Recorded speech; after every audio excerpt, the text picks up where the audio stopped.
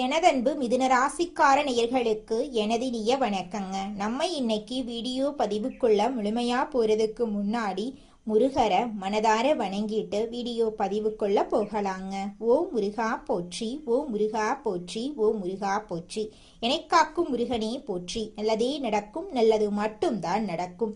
பேச்சில புலி, சிந்தனையில வேகம், அதுதாங்க நம்மளோட மிதுனம்.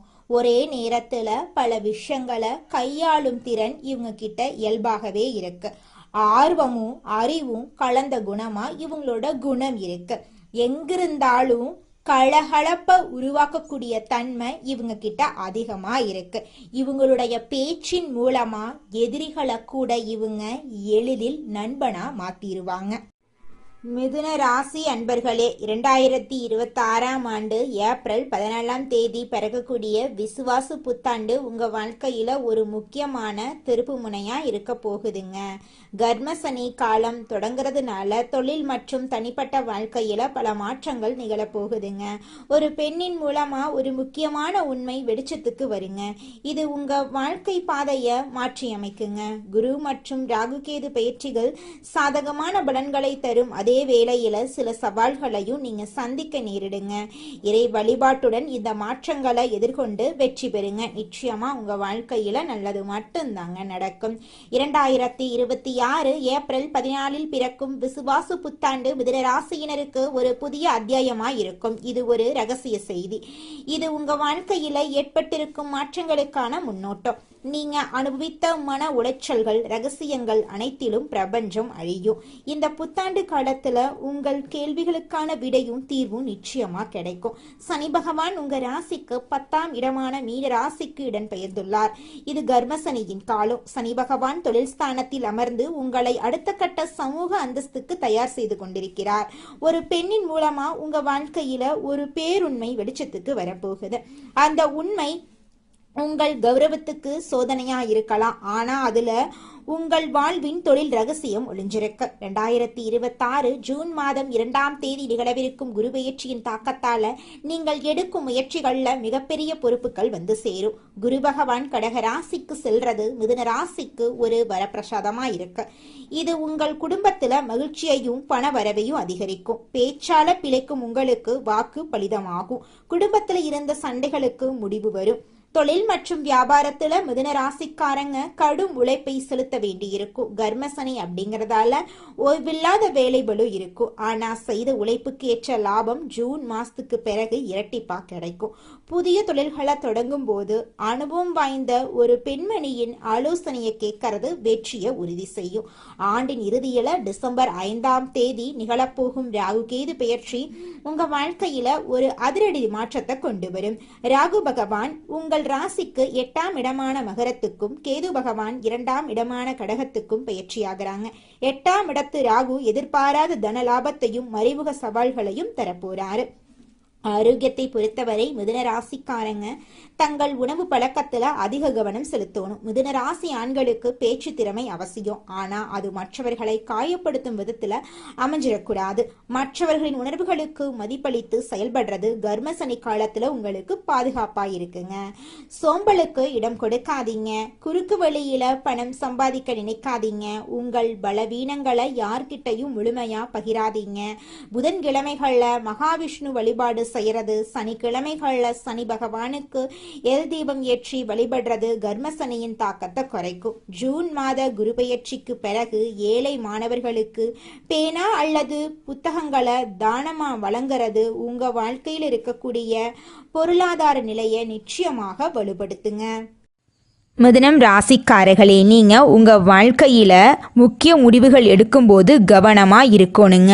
ஒருத்தங்கிட்ட பேசும்போதும் சரிங்க, ஒரு செயலை செய்யும் போதும் சரிங்க, 1க்கு 2 முறை ஆலோசனை பண்ணிட்டு தான் நீங்கள் ஒருத்தங்கிட்ட ஒரு சொல்லணும். அவங்கக்கிட்ட அந்த சொன்னால் நம்மளுக்கு ஏதாவது பிரச்சனை வருமா, நம்மளை சுற்றி இருக்கிறவங்களுக்கு ஏதாவது பிரச்சனை வருமானு யோசிச்சு பார்த்துட்டு முடிவெடுக்கணுங்க.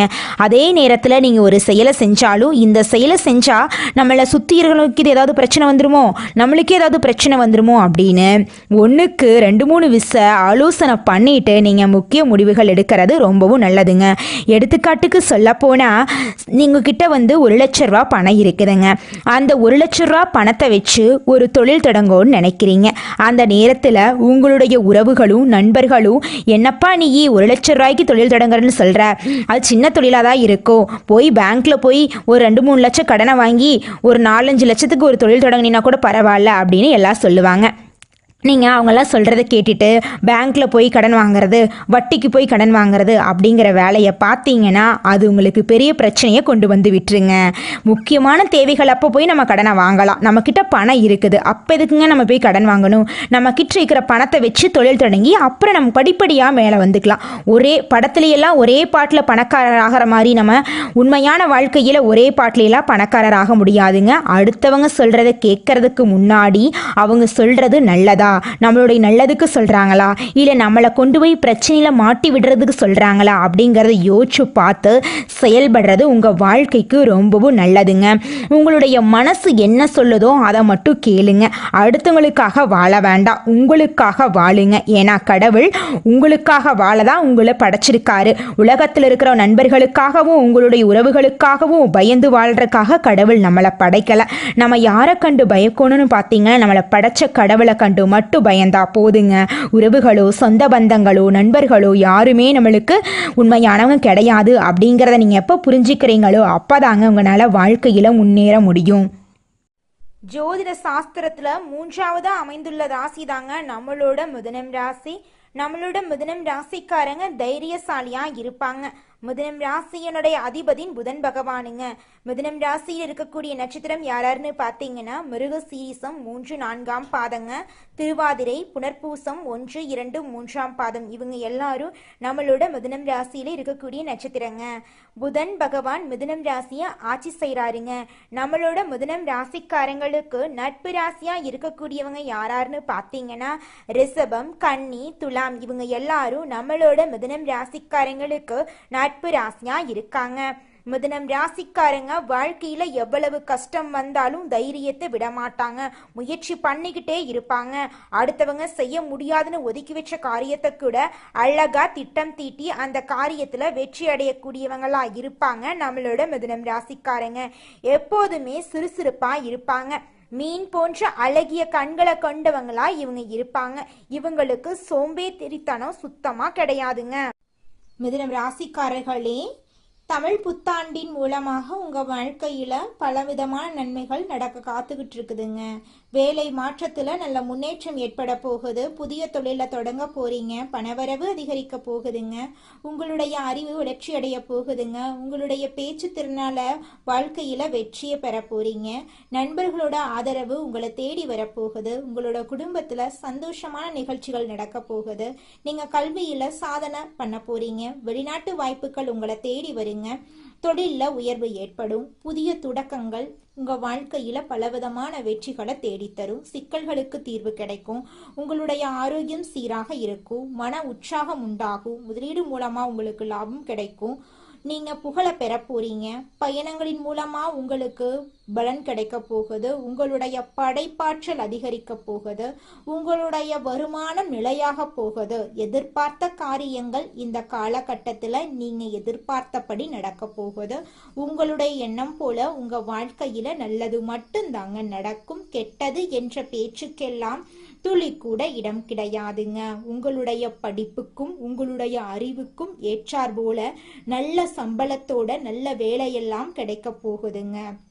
வெளியூர் வேலை வாய்ப்புகள் உங்களை தேடி வரப்போகுதுங்க. உங்க குடும்பத்துல சந்தோஷமான நிகழ்ச்சிகள் எல்லாமே தொடர்ச்சியாக நடக்க போகுதுங்க. எண்ணம் போலதாங்க வாழ்க்கை அமையும். அதனால எண்ணங்களை நேர்மறையா எண்ணுங்க. நிச்சயமா உங்கள் வாழ்க்கை நல்ல விதமா அமையுங்க. என்னால இந்த செயலை செய்ய முடியாது, இந்த தொழிலை தொடங்க முடியாது, இவங்க கிட்ட போய் பேச முடியாது, என் வாழ்க்கையில நல்லது நடக்காது, இந்த மாதிரி எதிர்மறை எண்ணங்களை தவறையும் நினைத்து விடாதீங்க.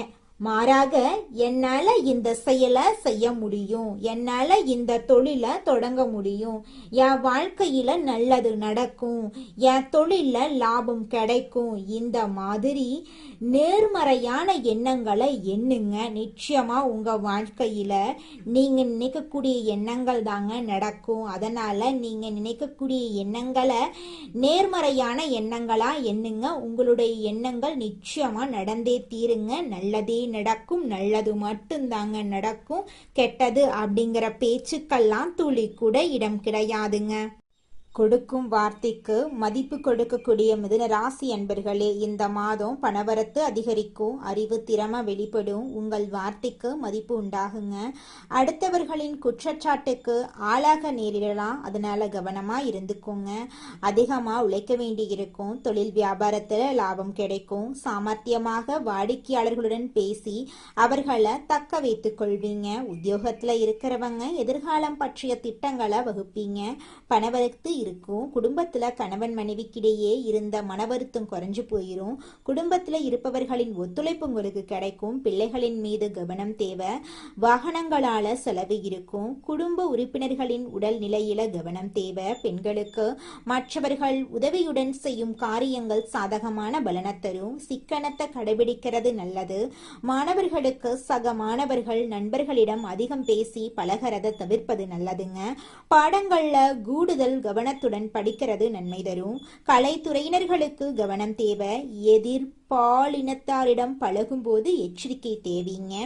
எதை பற்றியும் கவலைப்படாம தீர ஆலோசித்து எதையும் செய்யறது நல்லது. கடன் கொடுக்கிறது, ஃபைனான்ஸ் போன்றவற்றில் மிகவும் கவனமாக இருக்கிறது உங்க வாழ்க்கைக்கு ரொம்பவும் நல்லது. அரசியல் துறையினர்களுக்கு புதிய ஒப்பந்தங்கள் கையெழுத்தாகும். எந்த கொள்முதலையும் தயக்கமின்றி செய்யலாம். வியாபாரம் பெருக போகுது. போட்டியாளர்கள் எல்லோருமே விலகி செல்ல போறாங்க. உங்க வாழ்க்கையில இது நாள் வரைக்கும் இருந்த அனைத்து பிரச்சனைகளும் படிப்படியா குறைஞ்சு போக போகுது. உங்களுடைய ஆசைகளும் கனவுகளும் நிறைவேற போகுது. இது நாள் வரைக்கும் உங்களை வேண்டான்னு உதறி தள்ளிட்டு போன சொந்த பந்தங்கள் எல்லோருமே இனி வரக்கூடிய காலங்கள்ல உங்களை தேடி வரப்போறாங்க. நல்லதே நடக்கும், நல்லது மட்டும்தான் நடக்கும். ஓ முருகா போற்றி, ஓ முருகா போற்றி, ஓ முருகா போற்றி. நம்மளுடைய மிதுனம் ராசிக்காரங்களுடைய அதிபதி புதன் பகவானுங்க. புதன் பகவான் வலிமையா இருக்கிறதுனால நீங்க கஷ்டப்பட வேண்டிய அவசியமே கிடையாதுங்க. புதன் பகவான வழிபாடு செஞ்சா போதுங்க, உங்க வாழ்க்கையில நல்லதுதாங்க நடக்கும். ஏழை குழந்தைங்களுக்கு படிப்புக்கு உதவி செய்யறதின் மூலமா புதன் பகவானுடைய அனுகிரகத்தை நீங்க முழுமையா பெறலாங்க. புதன் பகவான் வலிமையா இருக்கிறதுனால அரசாங்க உத்தியோகத்தை நீங்க சீக்கிரமா பெறலாங்க. புதன் கிழமைகள்ல பச்சை நிற உடைகளை தானமா கொடுங்க. பச்சை நிற உடைகளை அணியுங்க. பச்சை காய்கறிகளை புதன் பகவானுக்கு நெய்வேத்தியமா கொடுங்க. அவருக்கு பச்சை வஸ்திரம் சாற்றி வழிபாடு செய்யுங்க. உங்க வாழ்க்கையில நல்லது மட்டும்தாங்க நடக்கும். கெட்டதுங்கிற பேச்சுக்கு துளி கூட இடம் கிடையாதுங்க. எல்லாம் அவன் செயல். தினமும் காலையில 4 மணியிலிருந்து 6 மணிக்குள்ள நீங்கள் எண்ணும் எண்ணங்கள் பலிக்குங்க. அதனால தினமும் அதிகாலை நேரத்துல எழுந்து உங்க வீட்டை சுத்தம் பண்ணிட்டு உங்க வீட்டில் கிழக்கு திசை நோக்கி அமர்ந்து உங்க வாழ்க்கையில நடக்க வேண்டிய நல்ல விஷயங்கள் நடந்த மாதிரி எண்ணி பிரபஞ்சத்திற்கிட்ட வேண்டிக்கோங்க. பிரபஞ்சம் கூடிய விரைவில் நீங்க நினைத்த நல்ல விஷயங்களை நடக்க செய்யும். இருள் சூழ்ந்த உங்க வாழ்க்கையில பிரகாசம் வருங்க. நல்லதே நடக்கும், நல்லது மட்டும்தாங்க நடக்கும். அடுத்ததாக நம்முடைய மிதுன ராசியில் இருக்கக்கூடிய ஒவ்வொரு நட்சத்திரக்காரர்களுக்கும் இந்த மாதம் எப்படி அமைஞ்சிருக்குன்னு தெரிஞ்சுக்கலாங்க. நம்மளோட மிதுன ராசியில் இருக்கக்கூடிய முதலாவது நட்சத்திரம் மிருகசீரிசம் 3, 4ஆம் பாதம். உங்களுக்கு இந்த மாதம் எப்படி அமைஞ்சிருக்குன்னு தெரிஞ்சுக்கலாங்க. இந்த மாதம் நீண்ட தூரத்துல இருந்து வரும் தகவல்கள் நன்மையாக இருக்குங்க. கூர்மையான மதிநுட்பத்தால எந்த பிரச்சனையும் எளிதாக நீங்க தீர்த்துருவீங்க. பூர்வீக சொத்துக்கள்ல இருந்த தகராறுகள் நல்ல முடிவுக்கு வரும். உங்க குடும்பத்துல இது நாள் வரைக்கும் இருந்த அனைத்து பிரச்சனைகளுக்கும் படிப்படியா தீர்வு கிடைக்க போகுது. உங்களோட ஆசைகள் கனவுகள் எல்லாமே நிறைவேற போகுதுங்க. உங்களுடைய குடும்பத்துல சுபகாரியங்கள் தொடர்ச்சியா நடக்க போகுதுங்க. நீங்க நிலம் வாங்க போறீங்க, கார் வாங்க போறீங்க, வாகனமெல்லாம் வாங்க போறீங்க. 30 வயசு ஆயிருச்சு, தலைமுடி நரைச்சு போச்சு, எனக்கு திருமணம் நடக்குமா நடக்காதா அப்படிங்கிற குழப்பத்துல இருந்த மிதுன ராசியில் இருக்கக்கூடிய மிருக சீரிசம் 3, 4ஆம் பாதத்தை சேர்ந்தவங்களுக்கு இந்த காலகட்டத்தில் உங்களுக்கு ஏற்ற சரியான வாழ்க்கை துணையோடு உங்களுக்கு திருமணம் நடக்க போகுதுங்க. அடுத்ததாக நம்முடைய மிதுன ராசியில் இருக்கக்கூடிய நட்சத்திரம் திருவாதிரை. உங்களுக்கு இந்த மாதம் எப்படி அமைஞ்சிருக்குன்னு தெரிஞ்சுக்கலாங்க. இந்த மாதம் தொழில் வியாபாரம் திருப்திகரமா நடக்குங்க. பார்ட்னர்கள் ஒத்துழைப்போட வியாபாரத்தை விரிவாக்கம் செய்ய நீங்க முயற்சி செய்வீங்க. கடிதம் மூலமா வரும் தகவல்கள் நல்ல தகவலா உங்களுக்கு இருக்குங்க. வரவேண்டிய பணம் உங்க கைக்கு வந்து சேருங்க. உங்க வாழ்க்கையில் இருக்கக்கூடிய அனைத்து கஷ்டங்களும் காணல் நீரா கரைஞ்சு போயிருங்க. உங்களுடைய எண்ணம் போல உங்க வாழ்க்கையில நல்லது மட்டும்தாங்க நடக்கும். கெட்டது என்ற பேச்சுக்கெல்லாம் துளி கூட இடம் கிடையாதுங்க. உங்களுடைய உடல்நிலை ஆரோக்கியமா இருக்க போகுதுங்க. உங்களுடைய மனக்கவலைகள் காணல் நீரா கரைஞ்சு போக போகுதுங்க. அடுத்ததாக நம்முடைய மிதுன ராசியில் இருக்கக்கூடிய நட்சத்திரம் புனர்பூசம் 1, 2, 3ஆம் பாதம். உங்களுக்கு இந்த மாதம் எப்படி அமைஞ்சிருக்குன்னு தெரிஞ்சுக்கலாங்க. இந்த மாதம் உத்தியோகத்தில் இருக்கிறவங்களுக்கு வீண் அலைச்சல் ஏற்பட்டாலும் எடுத்த வேலையை எப்படிப்பட்டாவது செஞ்சிருவீங்க. புதிய வேலைக்கு முயற்சி செய்யறவங்களுக்கு சாதகமான பலன் தரும். மாணவர்களுக்கு கல்வியில வெற்றி பெற எடுக்கும் முயற்சிகள் சாதகமான பலனை தரும். எனக்கு திருமணம் ஆயிருச்சு, 4-5 வருஷம் ஆச்சு, போகாத கோவில் இல்லை, பண்ணாத பரிகாரம் இல்லை அப்படின்னு கண்ணீர் சிந்திட்டு இருக்கக்கூடியவங்களுக்கு இந்த காலகட்டத்தில் நிச்சயமாக குழந்தை பாக்கியம் கிடைக்க போகுதுங்க. நீங்கள் இது நாள் வரைக்கும் பணங்காசு 4-5 பேர்கிட்ட கடன் வாங்கி ஒவ்வொரு நாளையும் வாழ்ந்திருப்பீங்க. ஆனால் இனி வரக்கூடிய காலங்களில் நீங்கள் 4-5 பேருக்கு பணங்காசு கடன் கொடுக்கக்கூடிய அளவுக்கு செல்வாக்கில் உயர்ந்த வாழ்க்கையை நீங்கள் வாழ போறீங்க. நல்லதுதான் நடக்குங்க. நல்லது மட்டும்தாங்க நடக்கும். கெட்டது அப்படிங்கிற பேச்சுக்கெல்லாம் துளி கூட இடம் கிடையாதுங்க. உங்க வாழ்க்கையில மேலும் நல்லதெல்லாம் நடக்க இந்த பரிகாரத்தை மட்டும் செஞ்சுக்கிட்டு வாங்க. உங்க வாழ்க்கையில நல்லது தாங்க நடக்கும். பரிகாரம் என்னன்னு பார்த்தீங்கன்னா, உங்க வீட்டுக்கு பக்கத்துல இருக்கக்கூடிய முருகன் கோயிலுக்கு வாரத்துல ஒவ்வொரு செவ்வாய்க்கிழமையும் முருகன் கோயிலுக்கு போயிட்டு முருகருக்கு 6 நெய் விளக்கு ஏற்றி முருகர்கிட்ட உங்க வாழ்க்கையில இருக்கக்கூடிய நிறை குறைகளை சொல்லிக்கிட்டு வாங்க. கூடிய விரைவில் உங்க வாழ்க்கையில இருக்கக்கூடிய பிரச்சனைகள் எல்லாமே காணல் நீரா கரைஞ்சு போயிடும். உங்க வாழ்க்கையில இனி வரக்கூடிய காலங்கள்ல தடை, தாமதம், கவலை, துன்பங்கள் எல்லாம் வரவே வராது. நல்லது தாங்க நடக்கும். நல்லது மட்டும் தாங்க நடக்கும். நன்றி.